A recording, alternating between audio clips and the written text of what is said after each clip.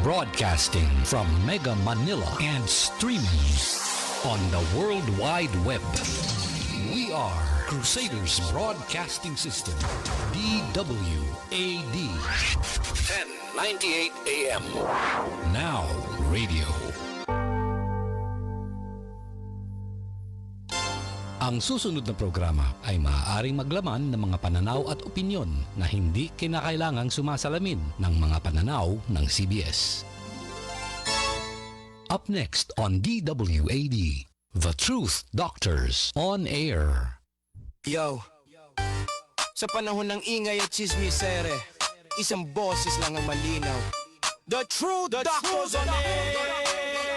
Balita'y sinasala, hindi basta inuulit. Sa dami ng kwento, facts lang ang pinipilit. Mabilis ang headline, pero kami mainggan. Bawat detalye sinusuri, nililinaw agad. Hindi hype, hindi fake, walang paandar. Katotohanan ng gamot, diretsong standard. Kung gusto mo ng linaw sa gitna ng gulo, dito ka makinig, kami ang resibo. Oh, the truth air, balitang totoo, malinaw at fair. Kung we uncover the truth behind the news.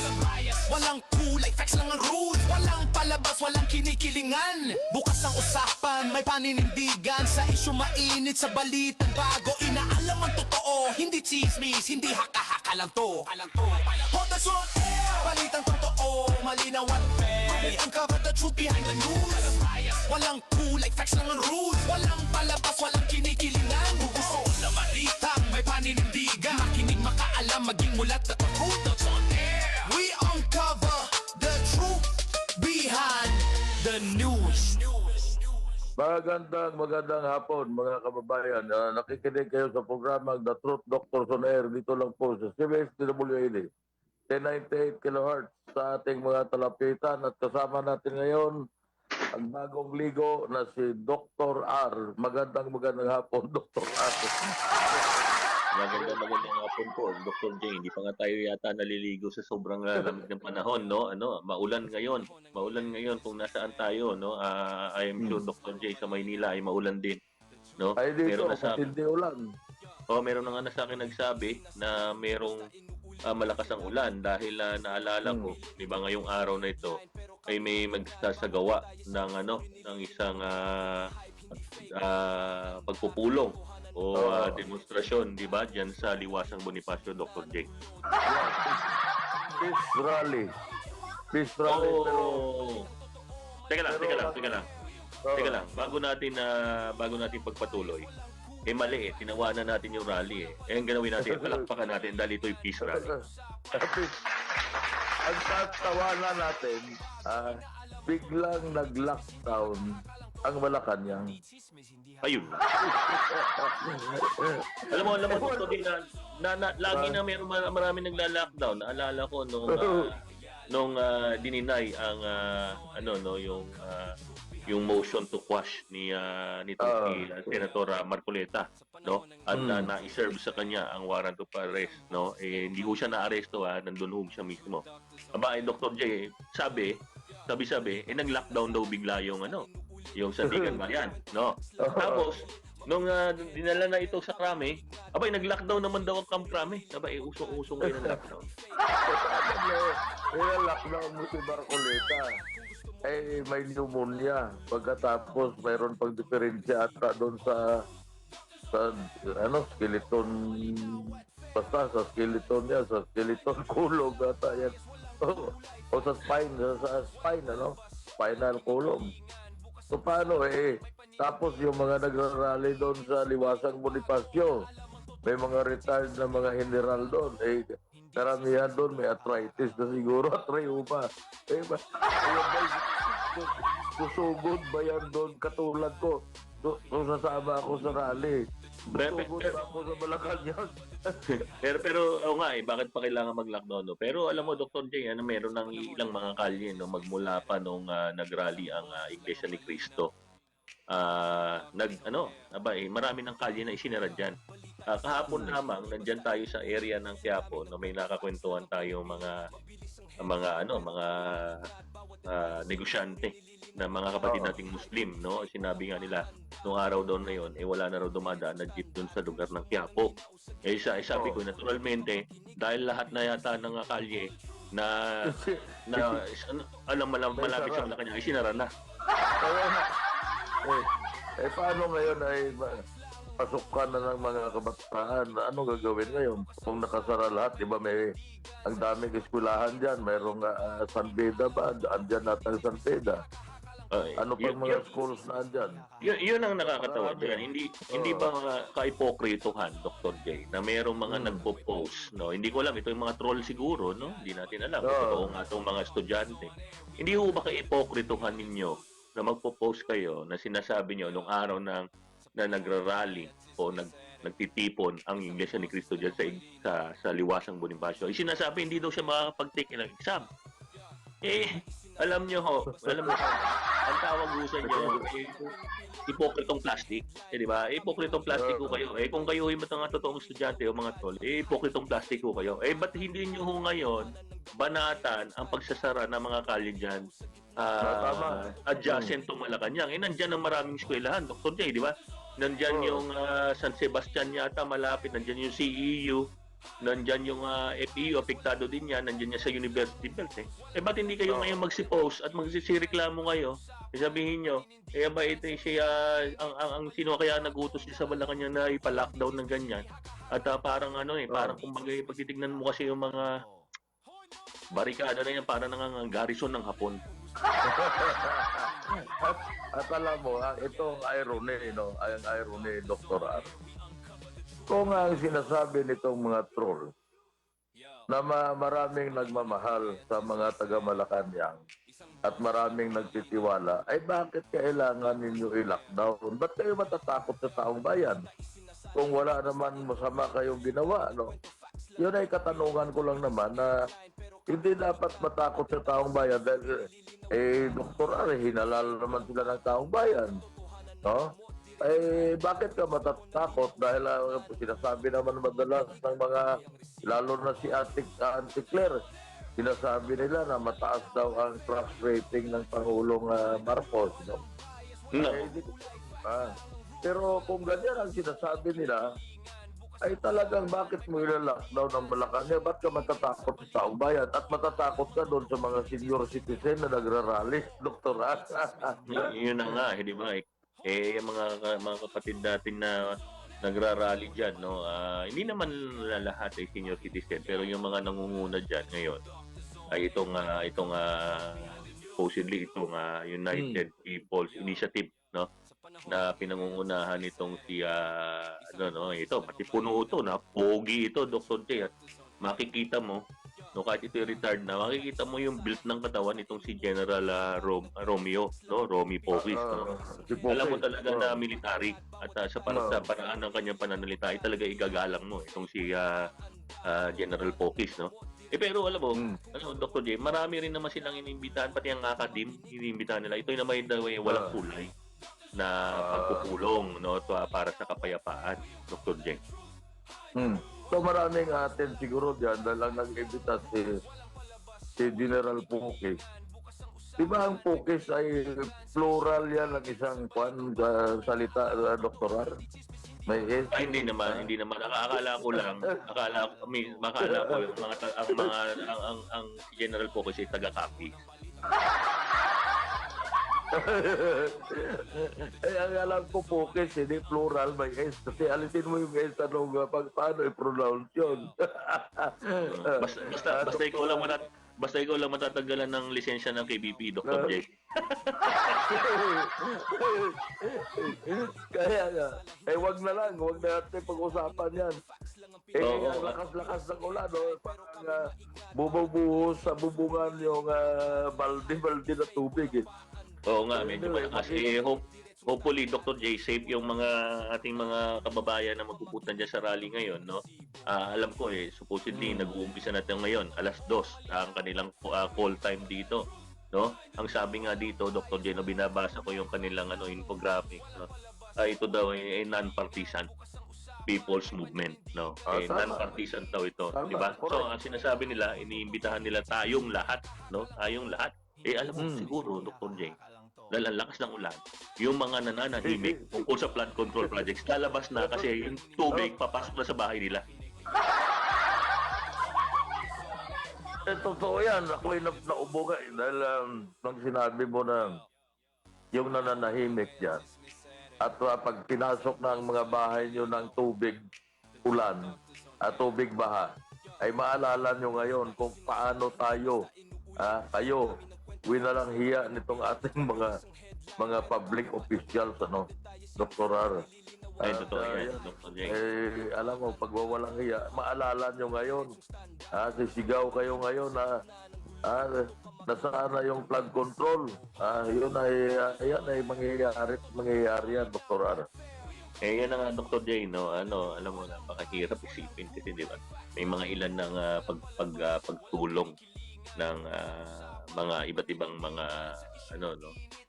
grupo at mga kilusan katulad na rin lamang ng Iglesia ni Cristo. Sila yung nananawagan, Dr. J, sa transparency at nananawagan sila specifically na dapat mailantad kung sino yung inayupak na mastermind na yan na Shokoy ng Pasig River.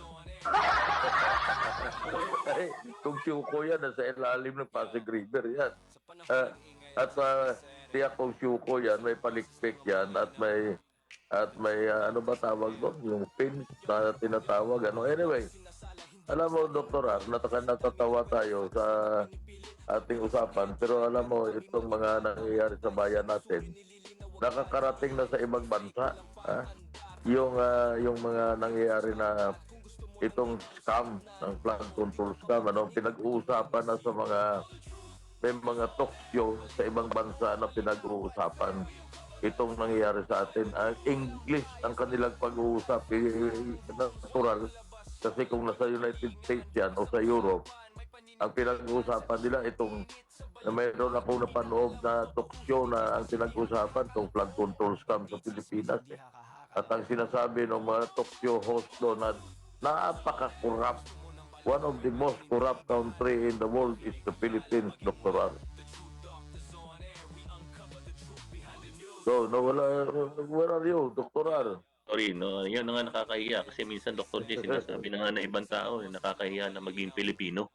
Di ba? Nakakahiya na, alam nyo, sa totoo lang, ang lahi natin, talagang mga, kung sinasabi nga nila, matatapang. Kaya nga yan sinasabi, mga maisug daw tayo. Dr. J, no? Maisug daw tayo. So, matatapang tayo. Kaya lamang, alam mo, kaya tayo nasisira. Dito sa mga ng patutak na allegations at akusasyon ng mga pagnanakaw dito sa Kaban ng Bayan. Tingnan mo yung nangyari dito kay Auntie Claire, Dr. J, di ba? Anong tawag sa kanya? Anong tawag sa kanya, Dr. J? Pangit. Di ba? Pangit. Di ba? Yun na nga ang problema, di ba? Sinabi na nga na pangit daw si Auntie Claire at parang tinatawag siya yata na magnanakaw doon. Hindi ko maintindihan masyado. No? Pero parang yun ay kinagalit nito at si Auntie Claire. Gusto pang ipa-deport itong mga most probably baka mga residente ito, mga permanent residents ito or mga citizen na dyan sa Canada. Kasi narinig ko yung isang nagbablog katatapos lang daw niya na doctor's appointment. Alam mo, Dr. J, pag ikay isang OFW, napakagastos dyan na napakamahal ng insurance. Pero itong isasalita mo regular na lang, siguro meron siyang social insurance kasi di pa tawag dyan sa Canada, Dr. J. SIN, Social Insurance number, parang gano'n, SIN number. No? Yan yung pagkakakilanlan mo bilang isang mamamayan sa Canada. Kaya lang nakakalimutan yata natin, ayon ho sa Refugee Act o parang sa Immigration and Refugee Act ng Canada. Alam niyo ho, wala ho halos pinagkaiba ang isang permanent resident sa isang citizen, Dr. J. Ang hindi mo lang magagawa bilang isang permanent resident ay hindi ka makakaboto at hindi ka makakatakbo bilang isang kandidato. Yun lamang. Official, So ang right ng citizen doon halos parehas lang sa pinagkaiba. President. Konti lang pagkakaiba. So, wala, yun lang. Yun at yun lang talaga, Dr. J. So, paano mo ngayon tapos gusto nyo sorry pero ito lang totoo, ang aking opinion. Gusto nyo pa-deport nyo papuntang Pilipinas. Tapos magdating si Pilipinas, anong gagawin nyo? Hindi naman pwede kasuhan dahil ang walang jurisdiction doon at kung tinawag ang pangit, yun ba krimen? Pag tinawag kang pangit? Ang daming tumatawag na pangit sa akin nung araw eh. Oh, wala, paano ko sila kakasuhan? Dahil maaring totoo naman ang sinasabi nila, katulad kay Ate Claire, baka naman ang sinasabi doon ang pangit, ang ugali mo.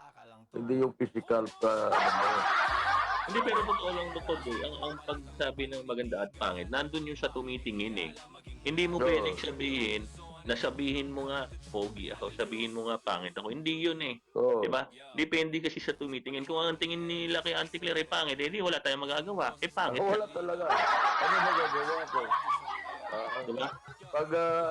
Kaya nga, pag ako'y tinawag na pugi, talagang wala naman ako magagawa. Dahil yun ay sinasabi sila ng katotohanan, magagalit ba ako? Tatanong ako sa iyo, Dr. J, may pwede bang mapakita natin sa screen, Mr. Technical Manager natin dyan sa stasyon. Meron akong na-forward sa kanya Dr. J, mas maganda yung makita sa screen. Nakikita na kaya? So, makita natin, alam mo, ito ang epekto yata nung huli na nangyari diyan kay Auntie Claire. Tingnan mo, Dr. J, ha? Tingnan mo. Tingnan mo. Okay. Pinapanood ko ngayon. Nakita mo ba? Na-post na ba natin? Na-post na ba? Parang hindi ko pa nakikita eh. Pa-post lamang ko. Nakita mo na, Dr. J? Nakita ko dito, Oo, yan eh. Pahayag publikos. Publikos. Oo, di ba? Ayan eh. The overall performance of the cabinet of President Ferdinand Marcos. Oo. Ang nakalagay dito, second quarter ito, 2026, approved 23, undecided 27, pero ang laki ng disapprove, 50. Kaya nga. So, alam mo, ibig Dr. sabihin J, ito, kung Ang tingin mo? 23, ito, alam mo, ang laki nito. usually yan, Dr. J, makikita mo yung mga numerong yan. Ang aking opinion dyan, ang pinakamabilis na formula dyan, hindi po yung mga Castrotian theory. Iba ho yun, yung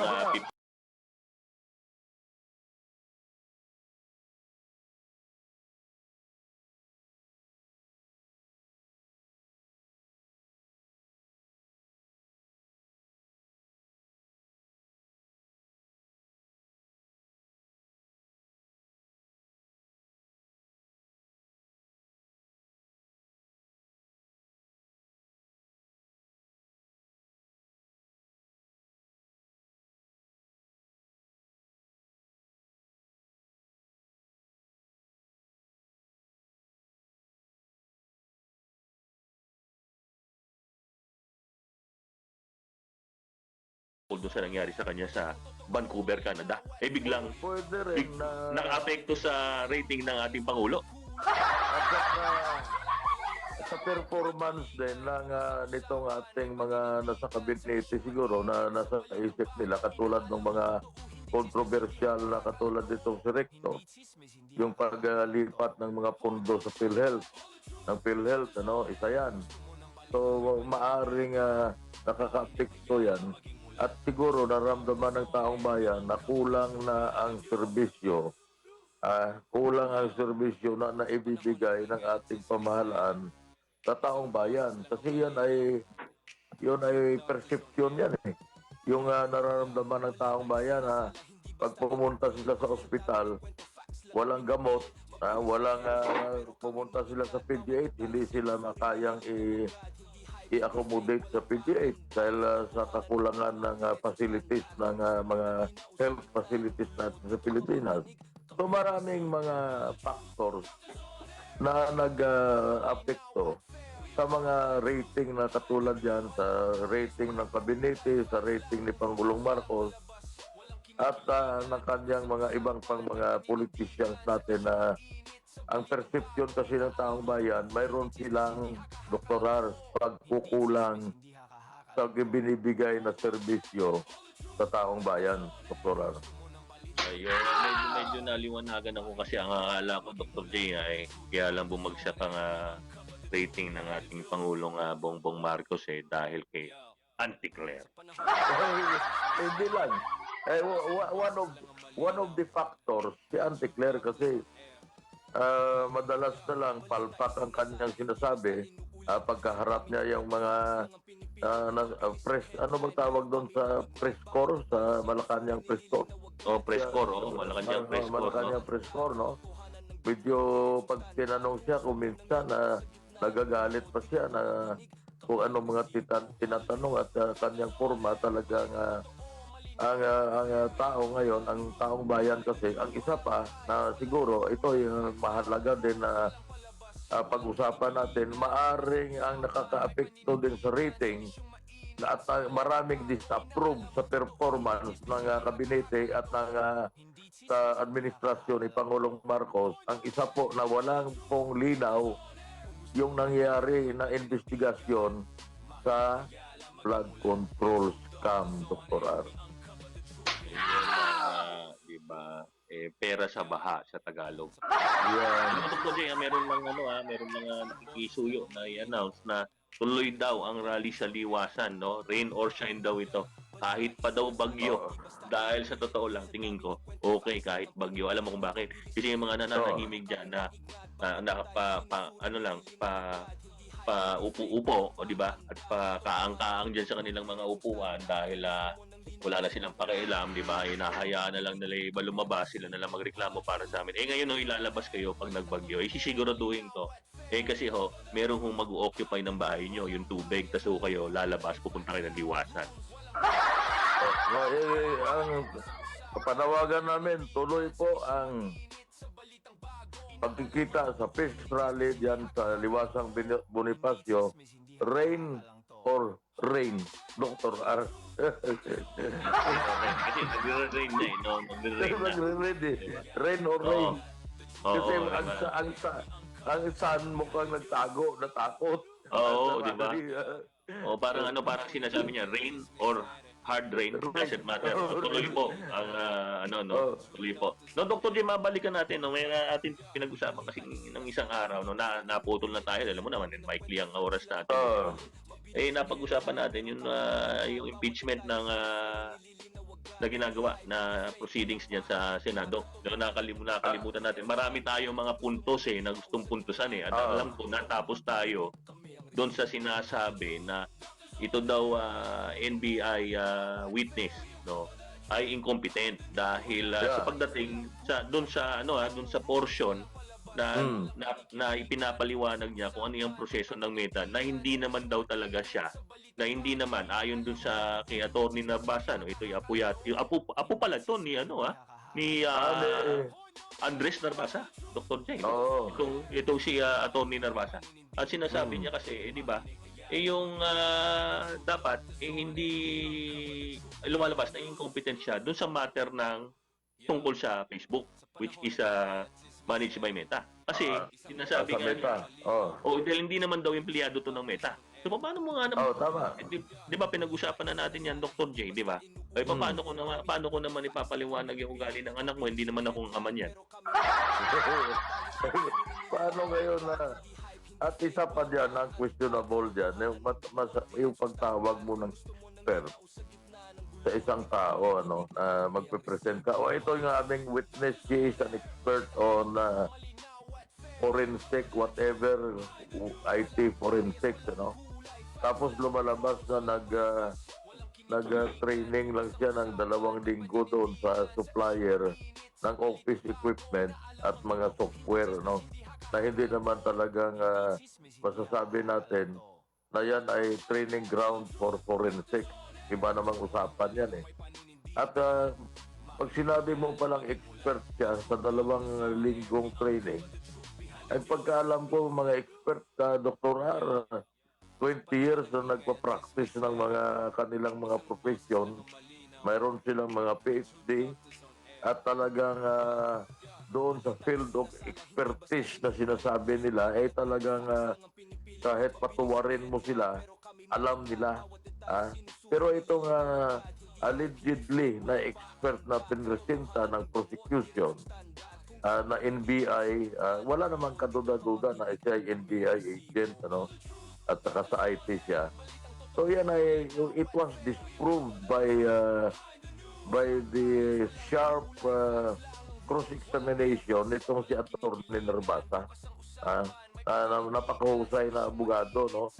Ang layunin nila, Nervasa doon, ay hindi ho na sabihin nila na mali o fake yung video, dahil yun naman ay totoo na sinabi ni Ginang Sara Duterte.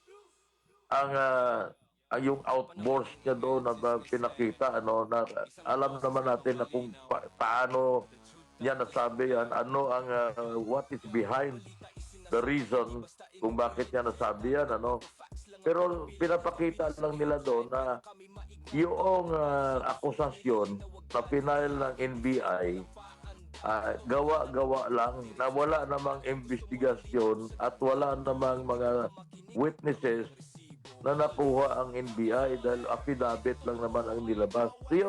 So yun lang naman ang pinakita nila Nervasa na doon sa kanilang tinatawag na cross-examination, Dr. R. Alam mo, Dr. J, ang isa pang napansin ko dito sa habang nangyayari yung impeachment proceedings, noong isang linggo. Ito lang palang nakaraang araw, di ba? Itong sinabi nitong si Senator Risa Ontiveros. Diba? Ang sinabi niya, di ba? Parang wala. Parang wala naman daw, paano daw mapapatunayan na talagang merong assassination attempt. Wala naman daw lumalabas. Parang wala yatang hard killer, di ba? Parang ganun yung insinuation, di ba? Yun nga, parang sinasabi niya, salita lang ito, di ba? Hindi naman natin nakita yung hard killer, di ba? So parang alam naman natin na itong si Senator Risa Ontiveros ay isang kritiko ng ating Vice Presidente, di ba? Pero mukhang nagkamali yata yung script. Tama si Risa doon. Ako yung sumasang-ayon sa sinabi niya na wala namang naipakita na hard killer. Kahit doon sa affidavit, kasi salita lang naman yun eh. Para mga, alam mo, nag-aral tayo ng high school, elementary, may mga bully sa school. Tapos, sasabihin sa'yo, susuntukin kita. Sasabihin mo naman, sige, pag sinuntok mo ako, tatawagin ko kuya ko, papasuntok kita. Parang gano'n lang yun eh. Gano'n lang sinabi ni Sara Duterte na kung ako ipapatay nyo, meron na akong kinausap para patayin din kayo. So yun ang, parang yung sinabi ko ba, bully, susuntukin ako, tatawagin ko, pag sinuntok mo ako, si kuya, tatawagin ko, pasusuntok kita kay kuya ko. So yan ang kondisyonan. May krimen ka bang ginawa na nagsalita ka ng gano'n dahil sinabihan ka, susuntukin kita. O di kaya dadagukan kita. Pag hindi nagukan mo ko, tawag si kuya. Kaya lang si kuya bakla, hindi niya alam na bakla pala. Kaya natakot siya ngayon. Si kuya, akala ni si kuya, malaking tao na kwan. Yun pala ay sos, nakupo. Yan ay balik pala. Alam mo, Dr. J, bago natin naiwanan itong diskusyon na to, ang isa doon sa pinaka-glaring na nakakatuwa na isipin, yung ipinipilit nila na mag-appear itong si Vice President Sara Duterte diyan sa hearing, di ba? Di ba? Alam naman natin, kahit naman itong si Mr. Presiding Officer, Senator Chis Escudero, siya na mismo nagsabi, hindi required ang Vice Presidente. Basta represented siya ng kanyang counsel doon sa hearing. Ibig sabihin, hindi yan sa start. Start to end ho yan. Hindi ho required ang Vice Presidente. Kasi nakalagay sa konstitusyon the respondent is not required to attend the hearing. Maliwanag yan. Hindi naman. Kung attend si Sara Duterte, it is voluntary yun. On her own na volunteer, pupunta siya. Pero hindi ka na compel, Sara, to attend. Ano? And even siguro na hindi mag-i-issue ng subpoena ang presiding officer na ni si Chief para pa pilitin na umattend si Sara Duterte. Hindi nila siguro gagawin yan kasi that is a violation of the Constitution na nakalagay talaga na hindi kailangan na andun ang presensya ng respondent, Dr. R. Ayun, Dr. J, bago natin pagpatuloy yung itong ating mapalabok na diskusyon, mag-station break muna tayo. Oh, sige. Broadcasting from Mega Manila and streaming on the World Wide Web. We are Crusaders Broadcasting System, DWAD. 1098 AM. Now radio. Oras po, alas 2:31 ng hapon at nakikinig kayo sa programang The Truth Doctors on Air. Dito lang po sa CBS-DWAD.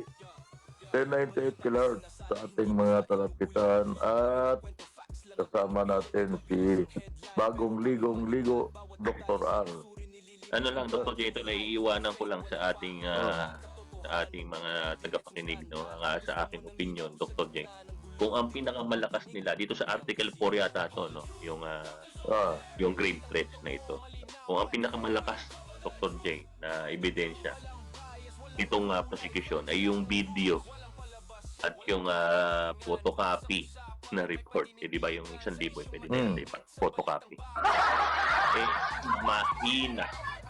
Mahina, no. Dalawa to, isang malaki, isang mahina, no. Ang malaki ang problema ng prosecution, 'di ba?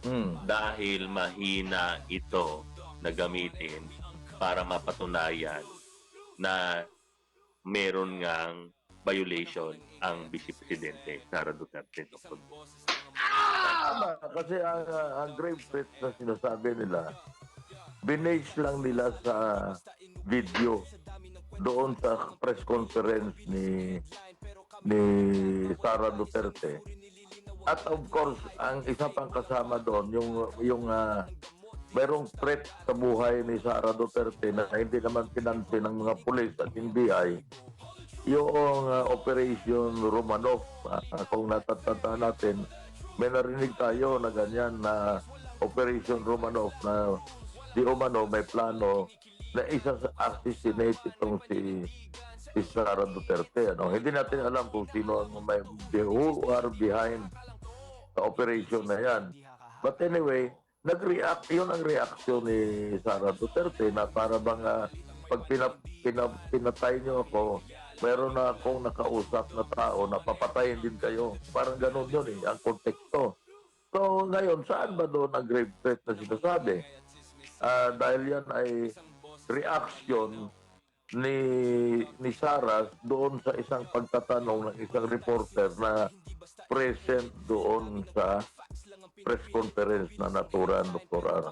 Ngayon, salamat sa pagliliwanag diyan, Dr. J. No? Mapuntahan na natin ito sa pinakamainit na topics ngayon. No? Basta tayo panoorin natin yung mga susunod pang mga hearing diyan sa Senado sa impeachment court, no, pinamumunuan ng itong presiding officer na si Senator Chis Escudero, no. Pagpatuloy natin, Dr. J, ang ating mainit na talakayan dito naman sa nangyari nung Miyerkules, Dr. J. Alam mo ba nangyari nung Miyerkules? Di ba? So nangyari nung Miyerkules, Dr. J, ay naglabas ng announcement o ang statement ang COMELEC, so di umano na formally dinidismiss na nila ang complaint laban dito kay Senator Marcoleta, Dr. J, di ba? Alam mo yun yata yung sa tungkol din yata yan doon sa doon sa donated sa kanya di ba? Para sa kanyang kampanya, Dr. J, di ba? Campaign donation. Oo, di ba? Ito masabi ko lang. Kinumpirma kasi nila na itong si Senator Marcoleta, di ba? Sinabi hindi daw na talaga naman yata na-declare, no, di umano itong 75 million. Diba? Pero ang sabi daw ni di umano nitong si COMELEC chairman George Garcia, it is already decriminalized, Dr. J. At ang batas na sumasakop dito ay yung Section 39 ng Republic Act 7166, 'di ba? Yung kasi yun eh, 'di ba? The failure to disclose campaign donation is no longer a crime. 'Di ba? Hindi daw yun election offense, 'di ba? So kung hindi krimen 'yon, ibig sabihin kasi lumalabas parang criminal offense daw. Kung hindi yung krimen, ibig sabihin Dr. J, ang tanong, meron pa bang na-violate na batas itong si Senator Marcoleta nung siya ay hindi nag-divulge o hindi nakalimutan niyang i-divulge o hindi niya na i-express o hindi niya nalathala na mayroong 75 million donation. So hindi, 'di ba? So wala nang kakasalanan itong si Senator Rodante Marcoleta, Dr. J. Kaya lamang ang aking hindi lubos maisip kung wala na siyang wala nang criminal aspect itong kanyang hindi pagdeklara ng 75 million. Ano ang basis ngayon ng plunder case na pinail sa kanya, Dr. J? Yan na ang nagtataka tayo. Dahil yan ay, sabi nga ng ibang abogado, invensyon ng kaso. Alam naman natin ang dahilan, sa totoo lang, na ayaw lang nila na at gusto nila mabawasan yung mga senador na potensyal nakakampi ni Sara Duterte doon sa paglilitis sa impeachment complaint. Pero alam naman natin yan na yan ang pinaka-major na dahilan. Bakit napakabilis paggawa ng resolusyon na si Jinggoy ay makulong kaagad. Si Rodante Marcoleta, ganun din. At yung gawa-gawa nila na ICC arrest warrant daw na itong si Bato de la Rosa, no? At meron pa nga sila mga threat na kakasuhan daw nila itong si Robin Padilla dahil nga doon sa pagtulong kay Bato de la Rosa na makalabas sa so those are threats na sinasabi at wala namang nagawang krimen itong si Robin Padilla dahil wala namang valid na warrant of arrest na nanggaling sa korte dito sa Pilipinas, at ang sinasabi nila meron daw ICC warrant, at yung ICC warrant naman unless na yan ay idinaan mo sa korte sa Pilipinas, yan ay invalid at hindi dapat yan ino-honor ng ating mga otoridad. Kaya lang hindi natin alam kung ano nangyari dito sa mga kapulisan at NBI na bakit pinangangalandakan nila yung arrest warrant ni Bato de la Rosa sa ICC. So balikan natin ngayon. Gusto nila mabawasan ngayon yung mga bubuto ng acquittal sa kay Sara Duterte kung sakasakali na pagdating na magbubutuhan, Dr. R. Ngayon, anong sinabi ni Tis Escudero noong isang araw na gusto nila baliin? Sabi ni Tis Escudero, as per the Constitution, dapat 16 votes ang conviction out of the number of 24 members of the Senate, Dr. R. So, doon pa lang dismayado na sila. At gusto nila mangyari ngayon. Kung gusto nila mangyari yan, di patayin nila yung iba nilang kasama para mabuhasan yung buhay ng mga senador, Dr. R. Dr. J, para mas maintindihan ng ating mga tagapanig, balikan natin itong kay Senator Rodante Marcoleta kasi ito yung topic natin, no? Itong kay Senator Rodante Marcoleta, nasabi mo na nga, lumalabas, mayroong structural, kung ako tatawagin ko itong structural defect. Dahil lumalabas, parang political harassment to. Yan na nga yung sinabi mo, Dr. J, di ba? Di ba? Di ba? Kasi, di ba yung plunder case kasi, di ba? Ito yan nakabase doon sa Republic Act 7080, di ba? Ang 78080 ay kailangan po, ang kanyang batayan ay dapat na meron siyang pattern ng criminal acts, di ba? To prove yung accumulation ng ill-gotten wealth, di ba? So, ang ibig sabihin, isipin mo, di ba? Ang COMELEC, sino ba si COMELEC? di ba, siya ang dapat na natatanging ahensya na may jurisdiction diyan sa contribution. Dahil yan Sa ay para sa contribution, eleksyon, di ba, ang kampanya di ba? So, Tama. ibig sabihin, sila yung mga expert, sila yung talagang itinalagang constitutional body, no? Na inaayos sa constitution, di ba? Empowered ng batas, di ba? Para mag-decide dun sa mga ganitong issue. COMELEC, kasi bakit? Yun yung contribution para ho sa kampanya. Dahil itong si dating Representative Rodante Marcoleta itatakbo bilang senador, Dr. J, di ba? Di ba? Tama. So yun ang ulitin natin, ang 7080 po, di ba? Yan po yung plunder, di ba? Pero kailangan may requirement yan ng pattern ng criminal act para mag-accumulate ka ng nakaw na pera galing sa kaban ng bayan. Di ba? Yan ay ill-gotten wealth Dr. J. Ngayon, ngayon ang tanong, Dr. J. Yung 75 million, di ba? Yun yung pinag-uusapan dahil lumalabas hindi daw nailathala nito si Senator Rodante Marcoleta, di ba? Ayon sa COMELEC, wala na hindi naman yung criminal act. Di ba? Yung 75 million hindi criminal act. Ngayon ang tanong, paano yung sinasabi na ill-gotten wealth? Ayan nga. Di ba? Sinabi na nga ng COMELEC, hindi nga ho criminal act. Paano yung sinasabi na criminal act, kaya dapat kasuhan natin ng plunder ito si Senator Rodante Marcoleta. Di ba, Dr. J? Kaya nga may mga nagsasabi ng mga abogado at binabasa lang naman natin at nire-relate natin yung sinasabi ng mga abogado dahil hindi naman tayo lawyer. Na yung yan ay invention lang ng ombudsman. Ang isa pa dyan, may sinasabi ang mga lawyer na dapat may predicate crime. No? Yung plunder kasi saan na galing ang pera? Yun ba binigay sa kanya because na kinu-arrest niya ang tao? Ang isa na crime yan, na predicate crime, mayroon pa sinasabi na bribery ba yan? In exchange for a favor, future favor, whatever. Ay mukhang hindi naman talagang kasi binigay lang sa kanya, wala namang pasubali na binigay ko sa ito pag ikaw ay nanalo na senador. Pwedeng yung flood control insertion mo ay sa amin mapunta. So yun, wala namang gano'n so yan ay, alam mo, sabi nga ng mga abogado na iba, invention lang ng ombudsman at mukhang mahina at kaya lang ang isa dyan na hindi lang maganda kasi pag nakasuhan ka ng plunder, automatic na non-billable.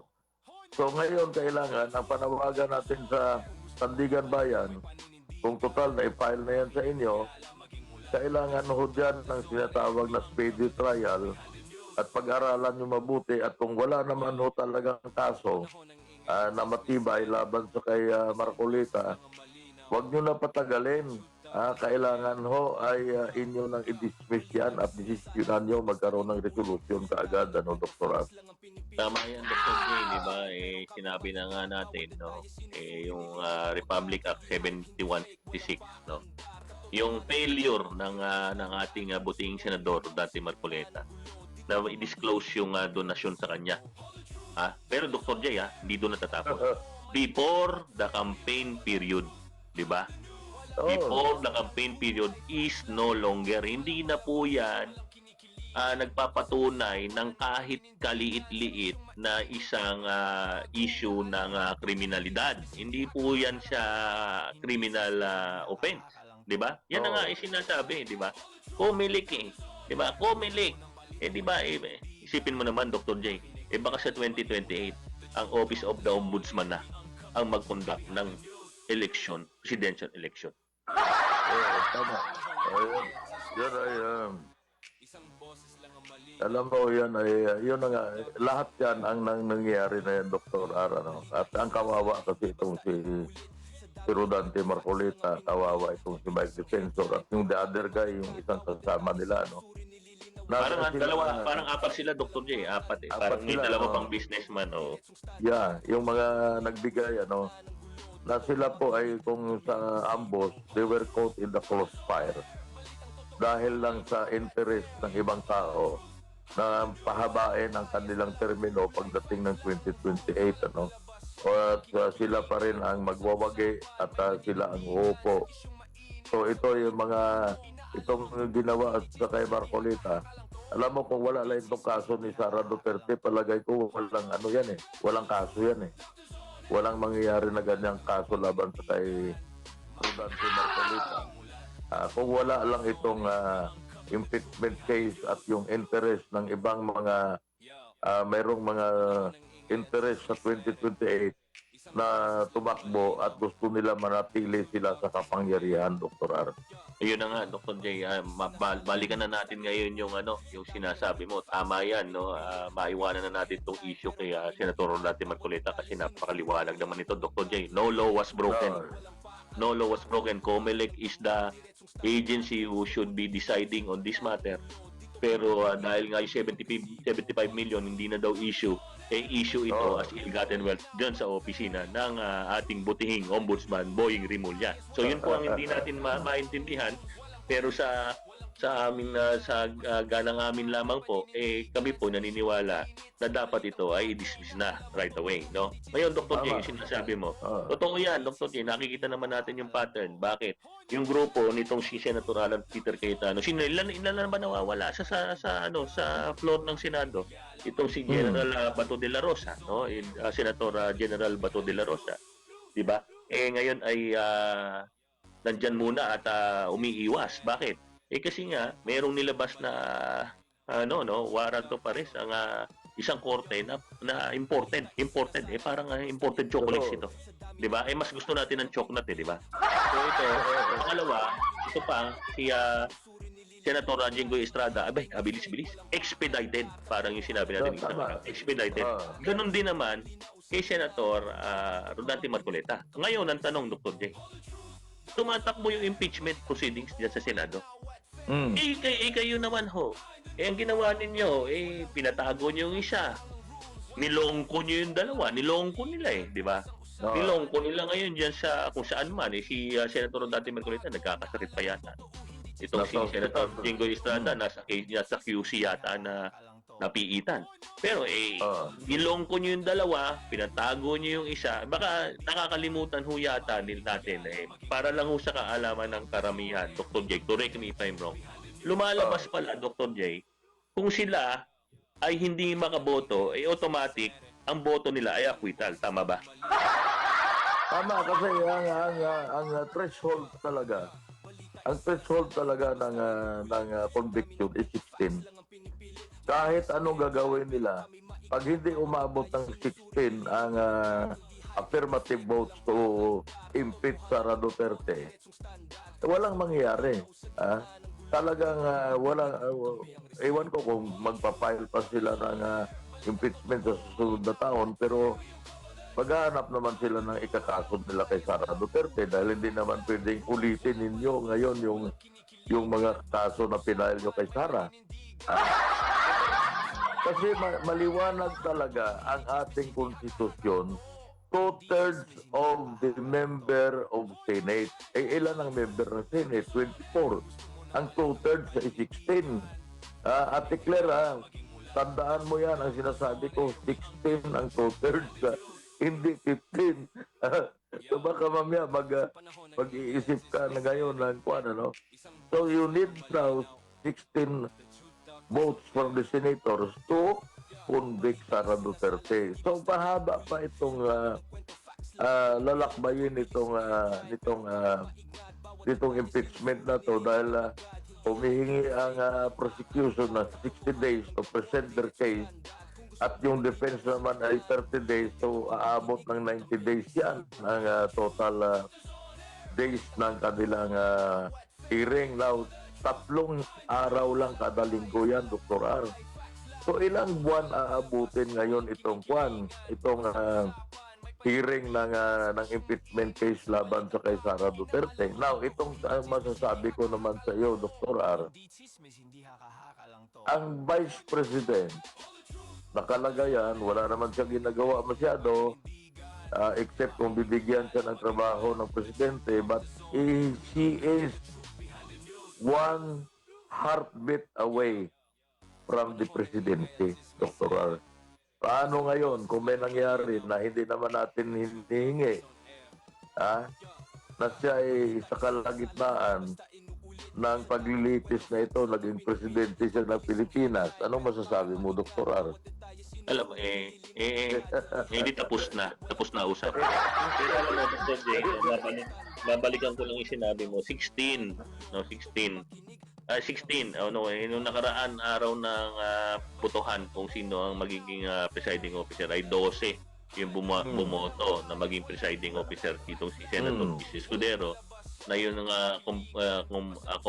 composition ng 12 yun, Dr. J, ay doon sa grupo nitong si Senate President, no? Senate President, pero hindi gumana ang presiding officer na Sherwin Gatchalian, di ba?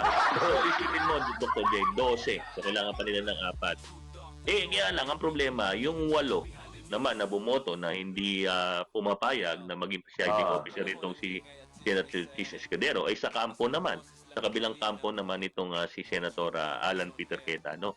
May 3 absent, Dr. J, hindi makakaboto. So plus 3 yung 8. Kasi lumalabas, acquittal sila, no? Plus 3. Plus 3. So yung 8, so yung 8 plus 3. Di ba paano yun? Di automatic acquittal? Oo, kasi basta ilo umabot ng 16. Kahit tumuwad pa si Luis Tro dyan, Wag naman. Si Luis Tro kasi nakita ko ang kanyang close-up, kaya nabanggit ko na ang mukha pala kanya pulos tigidig. Pulos pala, tawag diyan, hindi ko, tagihawat. Tagihawat. So kaya pag tumuwad siya, baka mas makinis ang puwet niya. So, kahit tumuwad siya dyan, pag hindi inabot ang 16, walang mangyayari na impeachment. Ngayon, bakit ko nasabi na tumutuwad? Kasi ang mga aswang sa Capiz at saka sa Visayas, tumutuwad yan pagka gusto manginain, at tumutulo ang laway. Kaya tumulo ang laway, naalala ko yung mga aswang doon sa pasensya na ho sa inyo. At naihambing ko yung mga aswang sa kay Luis Tro na tumutulo ang laway. Naalala ko lang kasi nakita alam mo, Dr. J, basta ang importante, Dr. J, yung lumalabas, no? Naisip ko lang tuloy, napakatalino talaga nitong si Auntie Claire. Nung sabihin niya na, di ba, 16, mas mababa yung 15 sa 16. Ibig sabihin, alam talaga ni Auntie Claire na hindi pwedeng maging 15, Dr. J. 16 talaga. Isipin mo yung pronouncement ni Auntie Claire, 16 talaga. Di ba? Hindi pwedeng mas mababa kasi 15 sa 16. Di ba? 16 talaga. Kaya lang sinasabi ko nga, yung 8, di ba? That is 1/3. Diba? 1/3 na yun Dr. J, automatic. May plus tatlong. Yung tatlo, pinalongko nila.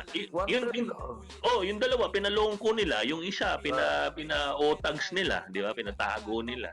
Di ba? So, tatlo. So, 8 plus 3, di ba? Is 11. Teka lang liliwanagin natin. 8 plus 3 is 11. Baka sabihin ni Auntie Claire, di ba mas mababa sa 12 yan? Wala talagang mangyayari na impeachment kung masusunod yung katulad ng nakita natin na yan. That is one indicator. Na ngayon, nagkukumahog sila, maaring, hindi natin alam, Dr. R, kung ano mangyayari in the next few days or in the next few months. Maaring pakilusin nilang pera. Pero pag pinakilos nilang pera at may nagbago doon sa mga nakaupo na yan, na 8 na yan, may nagbago ng boto, alam na natin ang nangyari, Dr. R. Alam mo, Dr. J, tingin ko wala na talaga. Tingin ko wala nang kakambyo. Kasi kung ako nandun sa posisyon, kung nandun ako sa lungga nitong si Senator Alan Peter Cayetano, wawalo na tayo, wawalo. Nilongko nila yung dalawa natin sa taropa. Tapos yung isa, inotags nila, pinatatago nila, tago, inotags, no? Kaya lang, +3 na yun, automatic na sa atin eh. Huwag na nga tayong umangal. Alam mo, ito nga si Senator Alan Peter Cayetano, parang, sorry pero ang aking, hindi umano, ang aking pagkaintindi doon eh. Parang tinotont pa niya yung kabilang grupo. O edi, pasalihin nyo yung dalawa para makaboto naman, madagdagan yung boto ng 12. At doon naman sa mga nananahimik na ayaw niyo magpakita ng inyong dismaya o pagkamuhi sa nangyayari na pagnanakaw sa pera ng bayan, sa scam ng flood control. Ngayon, baha ang EDSA, Dr. Baha ang EDSA.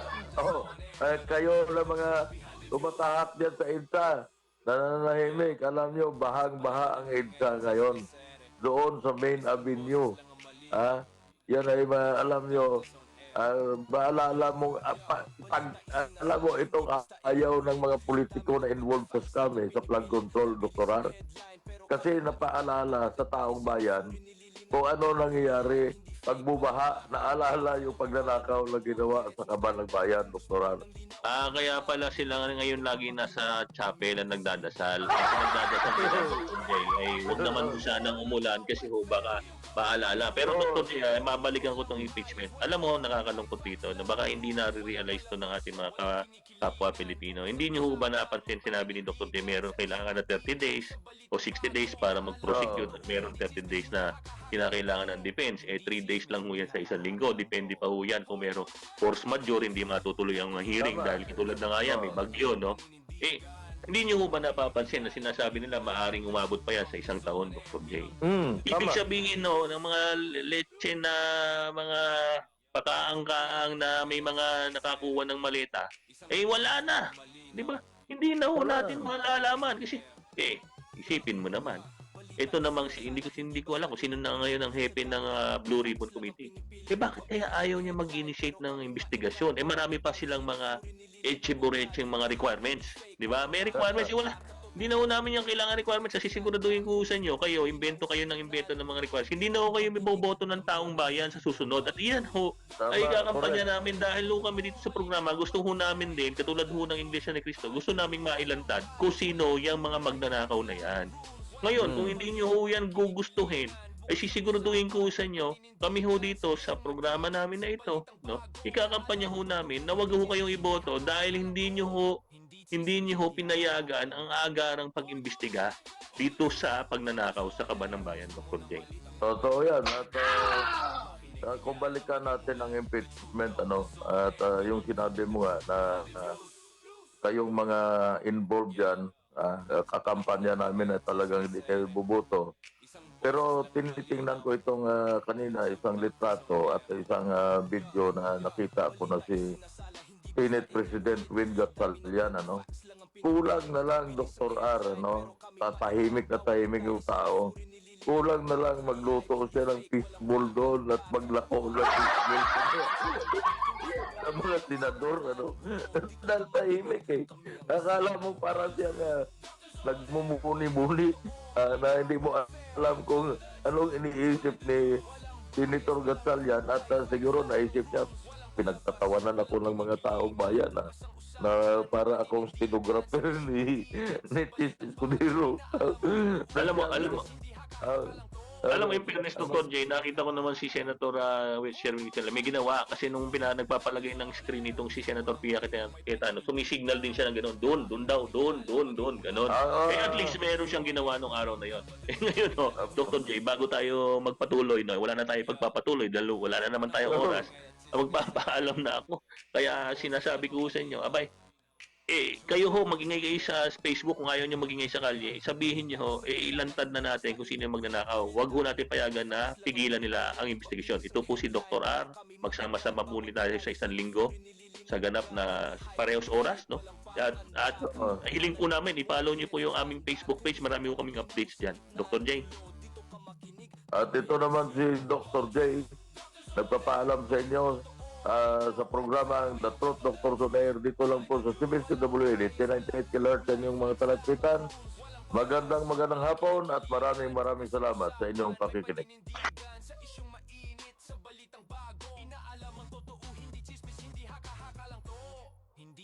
Hindi haka-haka lang to.